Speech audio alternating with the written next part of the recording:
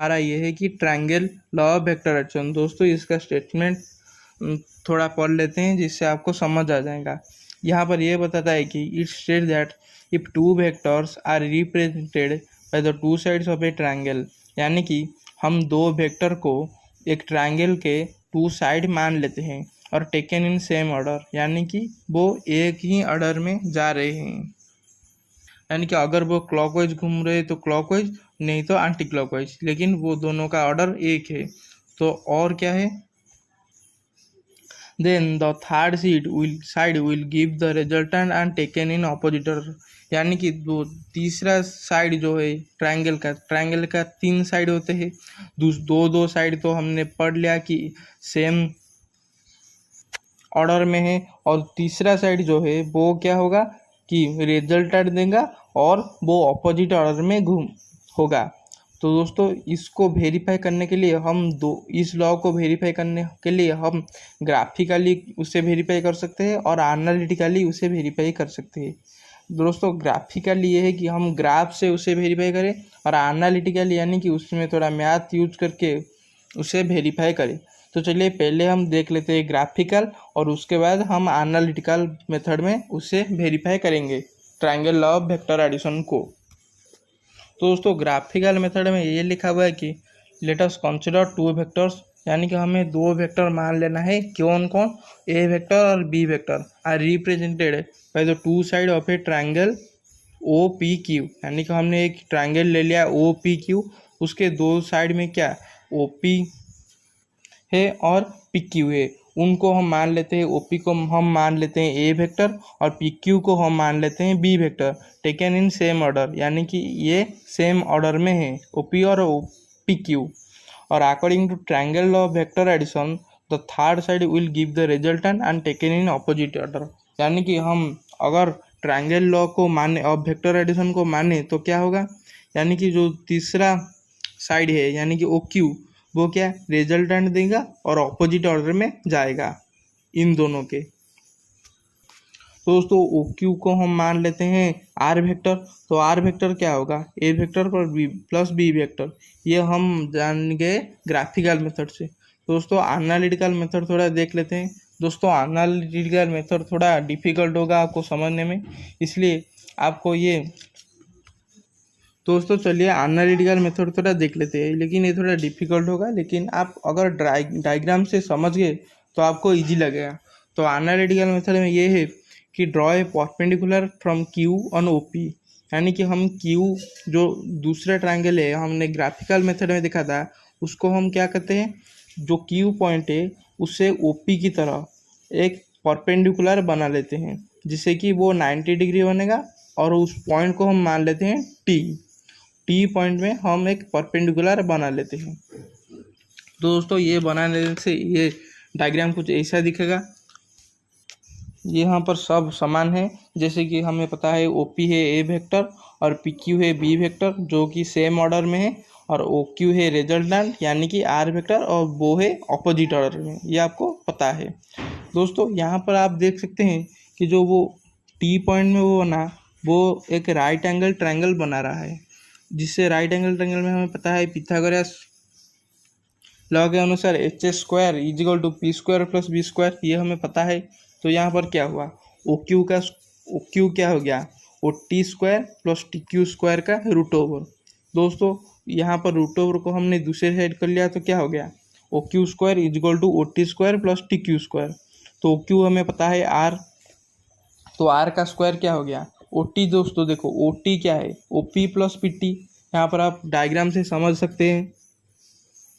तो are square क्या हो गया, O P plus P T का whole square plus T Q का स्क्वायर। दोस्तों आर स्क्वायर क्या हो गया, O P square plus P T square plus 2 OP into P T plus T Q का स्क्वायर, यहाँ पर ए प्लस बी का होल स्क्वायर पड़ा। दोस्तों आप यहाँ पर देख सकते हैं जो पी क्यू टी ट्रायंगल है वहाँ पर कॉस थीटा क्या होता है, P T by P Q, ये आपको पता है, आपने टेंथ में पढ़ा होगा, कॉस थीटा साइन थीटा ये सब पढ़ा होगा। तो पी टी क्या हो गया, P Q into cos theta. दोस्तों पी क्यू का वैल्यू हमें पता है बी वेक्टर, तो पी टी हो गया B vector into cos theta.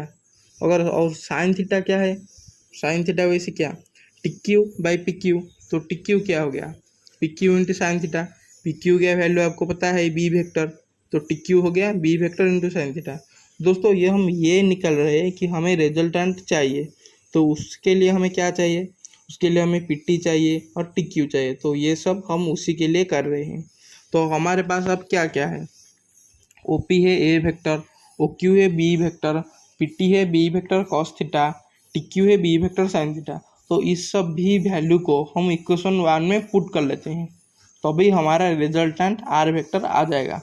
तो आर स्क्वायर क्या हो गया, A square plus B cos theta का square plus 2ab cos theta plus B sine theta का स्क्वायर। दोस्तों यहाँ पर देख सकते हैं बी भी कॉमन है, तो उसे हम एक साइड में लेते हैं, तो क्या हो गया A square plus B square cos square theta plus 2ab cos theta plus B square sine square theta. यहाँ पर हम बी स्क्वायर को कॉमन ले लेते हैं, तो क्या होगा cos square theta plus sine square theta. तो क्या हो गया A square plus B square into cos square theta plus sine square theta plus 2ab cos theta. तो यहाँ पर क्या cos square theta plus sine square theta है 1, तो क्या हो गया R square equal to A square plus B square plus 2ab cos theta. तो आर हो गया A square plus B square plus 2ab cos theta का रूट ओवर। दोस्तों यही है रिजल्टेंट का फॉर्मूला। ये जो triangle law of vector addition exam में आ जाता है, 6 मार्क का एक क्वेश्चन आ जाता है, और इससे बहुत सारे शॉर्ट क्वेश्चन भी हो सकते हैं। तो चलिए हम कुछ क्वेश्चन कर लेते हैं इससे, triangle law of vector addition से। दोस्तों पहला क्वेश्चन ये कि two force whose magnitude are 16 meter and 12 meter, if angle between them is 0 degree then find the resultant of two vector।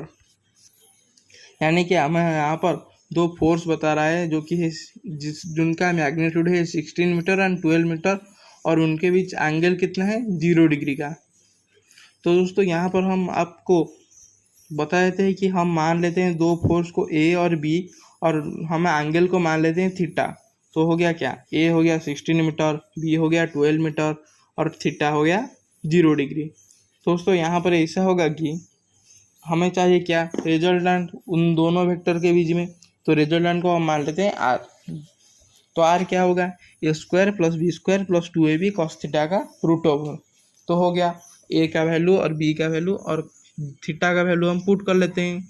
तो हो गया ए स्क्वायर यानी कि 16 का स्क्वायर प्लस 12 का square plus 2 into 16 into 12 into cos theta यानी कि cos 0।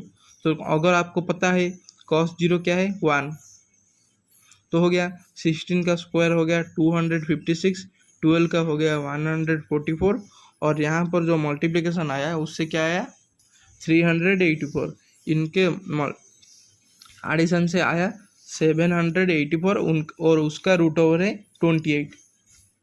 तो हो गया आर आ गया, हमारा रिजल्टेंट आ गया 28। दोस्तों हम यहाँ पर रिजल्टेंट पा गए क्या 28। और हम चलिए दूसरा क्वेश्चन देख लेते हैं। Two forces whose magnitude are in the ratio 3:5 having a resultant 35, if angle between them is 60 degree then find the magnitude of each force। यानी कि हमें दो फोर्स पता है और उनके मैग्नीट्यूड का रेशियो हमें पता है, और उनसे हमें उनका मैग्नीट्यूड निकालना है, और उनके बीच एंगल कितना है 60। तो हम वही करते हैं, दोनों फोर्स को ए और बी मान लेते हैं और उनके एंगल को हम मान लेते हैं थीटा, और रिजल्टेंट आर क्या है 35 हमें यहाँ पर दिया गया है। तो यहाँ पर हमें पता है कि A/B = 3/5, तो A/B हो गया 3/5। दोस्तों यहाँ पर हम ऐसा करते हैं कि A/B = 3/5 K हम इसके मान लेते हैं। तो हो गया क्या A/3 = B/5 K। दोस्तों A/3 हो गया K, B/5 हो गया K, A हो गया 3K और B हो गया 5K। तो R का वैल्यू हम यहाँ पर कैसे निकाले, A square plus B square plus 2ab cos theta का रूट ओवर। तो हो गया 3K का स्क्वायर प्लस 5K का square plus 2 into 3K into 5K into cos 60। तो हो गया 9K square plus 25K square plus 30K square into cos 60 का वैल्यू है 1/2। तो हो गया क्या 49K स्क्वायर का रूट ओवर हो गया 7K। दोस्तों यहाँ पर 7K का वैल्यू आ गया 35, तो K हो गया 35/7 = 5। तो ए हो गया 3K, 3 × 5 हो गया 15 और बी हो गया 5K, यानी कि 5 × 5 25। तो दोस्तों इस वीडियो में हमने triangle law of vector addition के बारे में बात कर लिया और उसके सवाल कुछ क्वेश्चन भी कर लिया। तो आज के लिए इतना ही, मिलते हैं दूसरी वीडियो में। अगर हाँ दोस्तों वीडियो अच्छा लगे तो सब्सक्राइब करना और आपके दोस्तों के पास शेयर भी करना।